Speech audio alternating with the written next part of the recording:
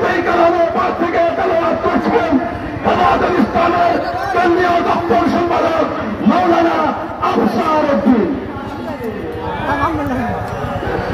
আসসালামু আলাইকুম ওয়া রাহমাতুল্লাহি ওয়া বারাকাতুহু।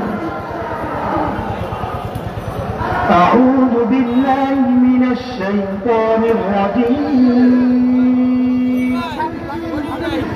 بسم الله الرحمن الرحيم.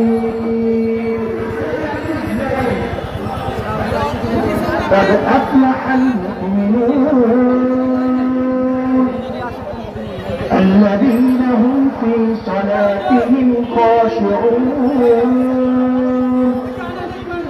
والذين هم عن اللغو معرضون والذين هم للزكاة فاعلون والذين هم لفروجهم حافظون إلا على أزواجهم أو ما ملكت أيمانهم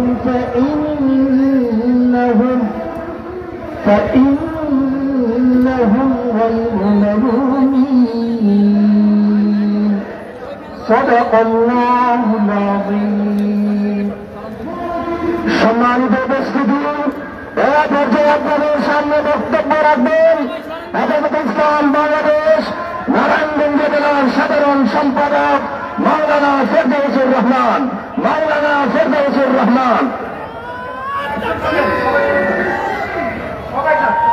সংগ্রামী সাথী ও বন্ধুগণ, হেফাজতে ইসলাম বাংলাদেশ আজকে ঢাকা মহানগরের উদ্যোগে আয়োজিত আমরা এখানে উপস্থিত হয়েছি। আমরা পরিষ্কার ভাষায় বলতে চাই, পাগলের ঔষধ আমাদের কাছে আছে।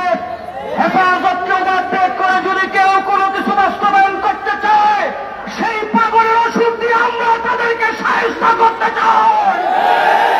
ফিলিস্তিনে যে মানবাধিকার দেখাতে পারে না, কাশ্মীরে যারা মানবাধিকার দেখাতে পারে না, বাংলাদেশে 90 থেকে 95 ভাগ মুসলমানের মানবাধিকার দেশে তোমাদের মতন মমতাবাদী মানবাধিকার আমরা দেখতে চাই না।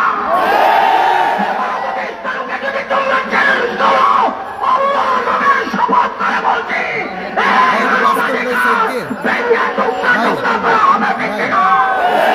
আগামী দিনে যে কোনো কর্মসূচিতে আমরা সুযোগ পূর্ণ অংশগ্রহণ করে হেফাজতে ইসলামের কর্মসূচিকে বাস্তবায়ন করবো, সে আহ্বান দেখে আমি আজকের মতো বিদায় নিচ্ছি। আলহামদুলিল্লাহ রাব্বিল আলামিন। আসসালামু আলাইকুম ওয়া রাহমাতুল্লাহ। এ পর্যায়ে আপনাদের সামনে গুরুত্বপূর্ণ বক্তব্য নিয়ে আসছেন হেফাজতুল ইসলাম বাংলাদেশের কেন্দ্রীয় সহকারী বিষয়ক সম্পাদক মাওলানা এনামুল হক মুসা।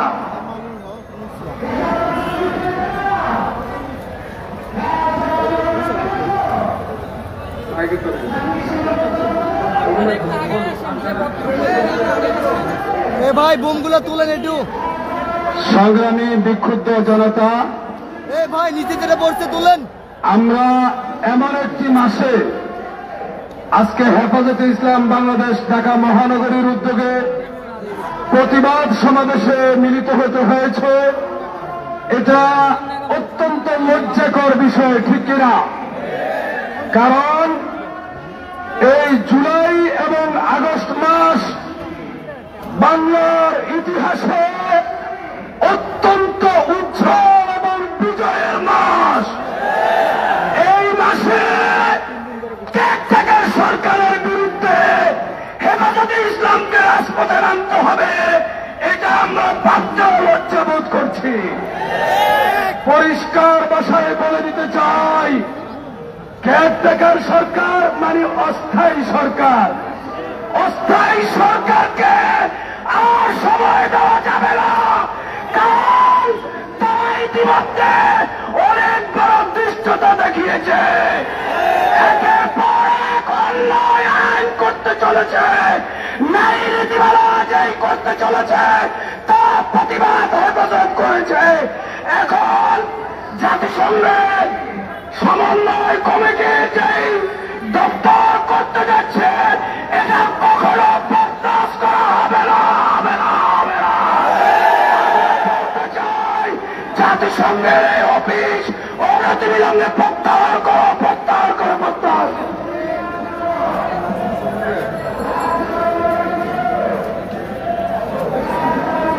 সংগ্রামী তৌহিদি জনতা,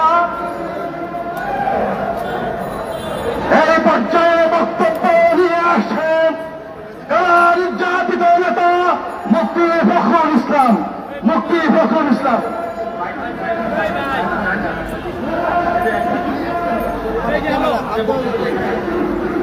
জাতিসংঘের মানবাধিকার কমিশন নয়, মানবতাহীনের কমিশন। যদি মানবাধিকার কমিশনই হতো, আফগানে এত লক্ষ মানুষ মুসলিম জনতা মারা গেল, মানবতা কোথায় ছিল? ফিলিস্তিনে তোমাদের মানবতা কোথায় ছিল? কাশ্মীরে মানবতা কোথায় ছিল? সিরিয়ায় মানবতা কোথায় ছিল? গত 16 বছরে আমি ফ্যাসিস্টের আমলে বাংলাদেশে হাজারো হাজারো মানুষ শহীদ হয়েছে, গুম হয়েছে, নির্যাতনের শিকার হয়েছে।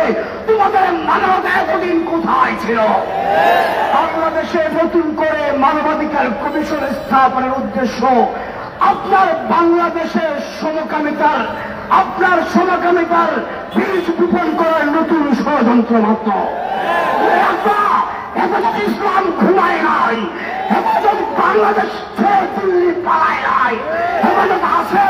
মুরব্বীরা কর্মসূচি দিবে, আমরা জান মাল বাজি রেখে কর্মসূচি পালন করব।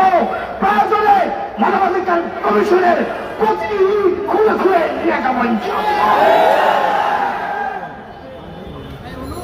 সংগ্রামী তৌহিদি জনতা, এই পর্যায়ে গুরুত্বপূর্ণ বক্তব্য পেশ করবেন হেফাজত ইসলাম বাংলাদেশের কেন্দ্রীয় যুগ্ম মহাসচিব হযরত মাওলানা জালাল উদ্দিন আহমদ।